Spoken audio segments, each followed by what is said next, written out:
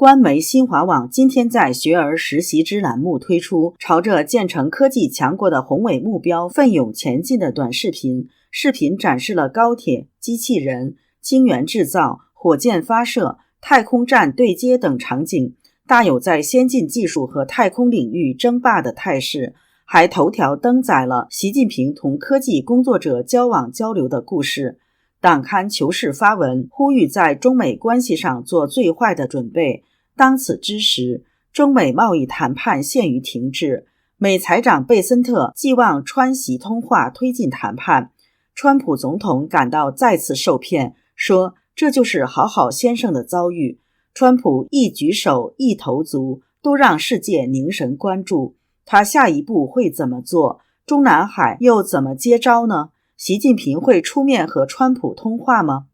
这里是希望世界要闻透视，我是王潇。新华社好几天都借着习近平的名义大谈科学强国，在学习进行时置顶专栏，我们可以看到宏伟目标、创新、科技工作者、大有可为这类的标题，明显在制造宣传声势，宣扬中共的科技成就。川普贸易战当前，中共官媒的舆论呈现一片高台打擂的导向，全然没有和谈的姿态。更加火上浇油的是，党媒人民日报今天头条登载了习近平签署的军事科研奖励条例，不加遮掩地将科技与军事联系起来。中南海好像明白与美国硬科的后果。党刊求是5月28号发表评论文章，呼吁北京必须为华盛顿的贸易谈判中可能出现的最坏情况做好准备。美国资深评论人士兰树认为，这是中共一贯的做法，谈判是一定的。中共一贯的做法就是用从语言、声明或者是姿态上表现得非常强硬，目的是为了他在谈判桌上能够获取更大的利益。最后他还是要坐下来谈，他是要为他自己谈判的利益去做所有的这些姿态。资深媒体人蔡胜坤5月30号在 X 平台发文指出，求是文章很清晰传递出中共打算跟美国硬科的信号，哪怕让中国人再经历一次大饥荒。在中共呼吁做最坏准备之际，英国金融时报5月23号报道说，美国收紧了晶圆出口管制，中国大型科技企业的英伟达晶圆库存正在不断减少，没有英伟达晶圆怎么办？他们只好转向国产晶圆来开发人工智慧产品。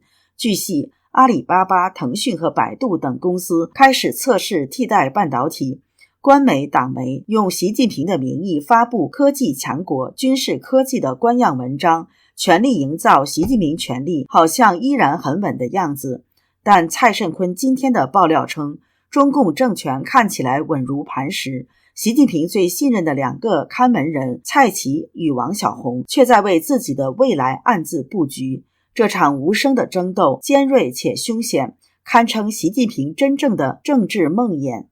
而美国财长贝森特看到美中贸易谈判陷入僵局，只好寄望川普和习近平的通话。美国总统川普也为中共的再次食言而愤怒，他今天在其社媒平台真相社交上发帖说，中共彻底违反了与美国达成的协议，这或许对一些人来说并不意外，做个好好先生就是这样的遭遇。川普写道，2周前，中国身处严重的经济危机，我设定的极高关税几乎让中国无法在美国市场开展贸易，这对他们来说是毁灭性的打击，许多工厂倒闭，委婉地说，甚至出现了国内骚乱。我目睹了这一切，我不喜欢这种局面。我与中国达成了一项快速协议，是为了将他们从我认为会非常糟糕的境地中拯救出来。我不希望看到这种情况发生。中南海还是习近平说了算吗？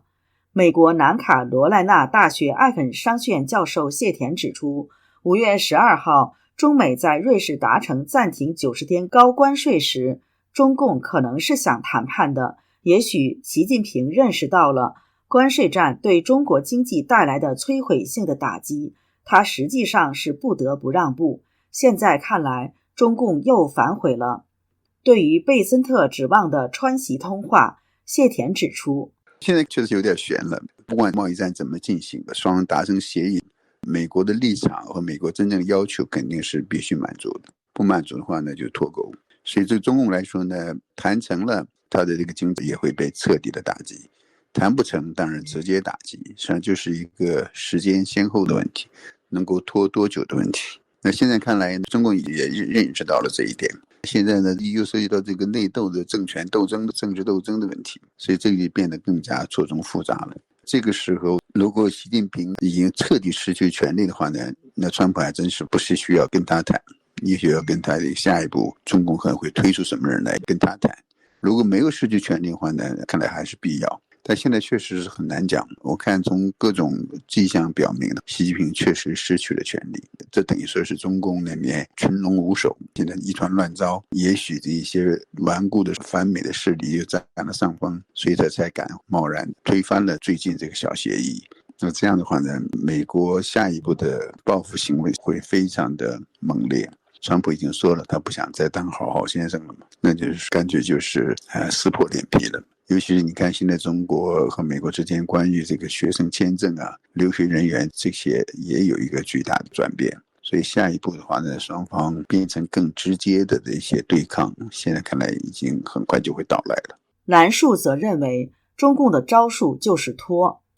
到最后，习近平和川普最终一定会通电话。习近平目前面临的四中全会即将到来，中共党内的各种派系之间的这种斗争，所以习近平不愿意中美之间达成一个让习近平看起来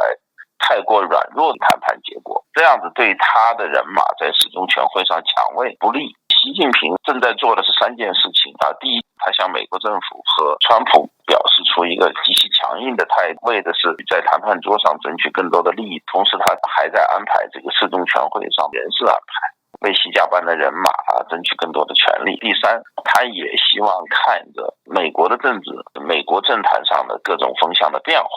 因为川普做这件事情在美国也不是太容易，美国的一些左派对川普做这个事情并不是太支持，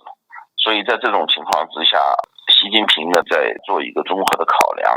他最后还是不得不与川普之间通电话的。中美关系牵动每一个人的心，人们都希望世界和平。川普誓言改变今天的混乱秩序，则遇到重重阻力，连他这样永不服输的人都感叹好人难做。你觉得川习会通话吗？北京会不会自食其果，引发政局更大的变动吗？请留言告诉我们。这里是希望世界要闻透视，感谢你的陪伴与思考，请订阅分享并打开小铃铛，一起在动荡中坚守真相，在黑暗中点燃希望。